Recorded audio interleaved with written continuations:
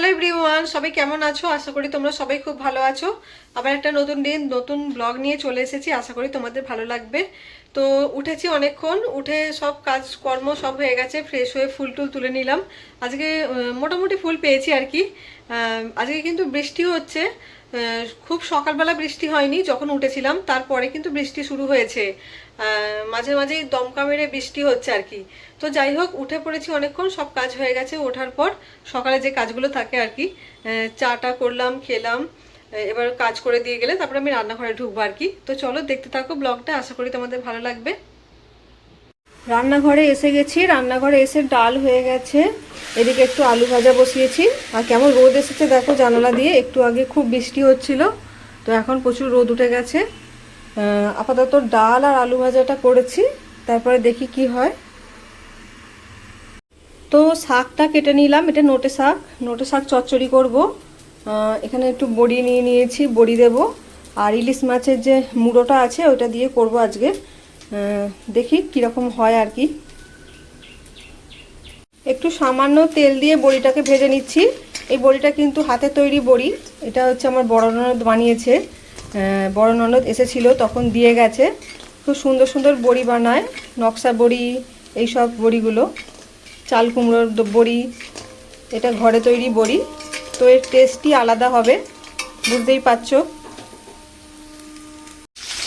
তো আজকে ভাবছি ইলিশ মাছটা ভাজাই রাখবো, একটু ভাজাই খাবো, মানে ওই তেল দিয়ে। আর এখানে হচ্ছে একটু সবজিটা ভেজে নিচ্ছি শাকের জন্য। আর ইলিশ মাছের মুড়ো টুড়ো রেখে দিয়েছি, শাকে দেব। আজকে ভাজা খাওয়ার ইচ্ছা হয়েছে সবারই, কালকে তো ভাপা করেছিলাম। শাকের জন্য ইলিশ মাছের মুড়ো দুটো দিয়ে মশলাটা কষিয়ে নিচ্ছি আগে, তারপরে এই ভাজা সবজিগুলো দিয়ে দেবো, তারপরে শাকটা দেবো।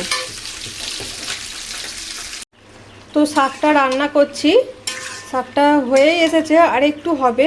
এই যে জল জল ভাবটা আছে, একটু শুকনো শুকনো করবো, শুকনো করে নামাবো।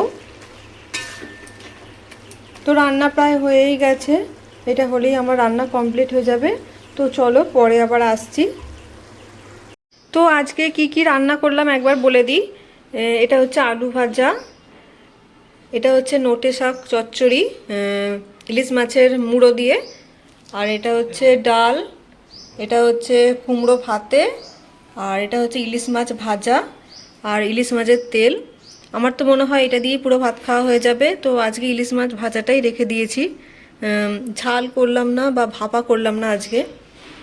তো এটাই হচ্ছে আমাদের আজকে lunch menu, simple lunch menu, খুব সুন্দর। তো বন্ধুরা, স্নান পুজো সেরে অনেকক্ষণ চলে এসেছি নিচে। তো এতক্ষণ বসেই ছিলাম, সব রান্না বান্না কমপ্লিট। তো এখন আপাতত কোনো কাজ নেই। তো কি বলতো, আজকে ইলিশ মাছ হয়েছে, ইলিশ মাছের তেল আর ইলিশ মাছ দিয়েই সব ভাত খাওয়া হয়ে যাবে। তো এরকম কে কে আছো বলো? যখন ইলিশ মাছ হয় তখন ইলিশ মাছ ভাজা আর ইলিশ মাছের তেল দিয়েই যেন মনে হয় সব ভাত খাওয়া হয়ে যায়, তাই না?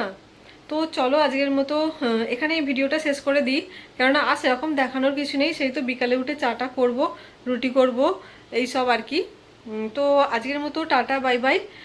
সবাই খুব ভালো থেকো, সুস্থ থেকো, সাবধানে থেকো। আর একটু লাইক কমেন্ট করতে থাকো প্লিজ, তোমাদের লাইক কমেন্ট দেখলে আরও উৎসাহ পাবো, আরও মানে ভিডিও বানানোর ইচ্ছা জাগবে মনের মধ্যে। তো একটু লাইক কমেন্ট করতে থাকো, একে অপরের পাশে থাকো সব সময়। আমি সব সময় চাইবো সবার পাশে থাকতে।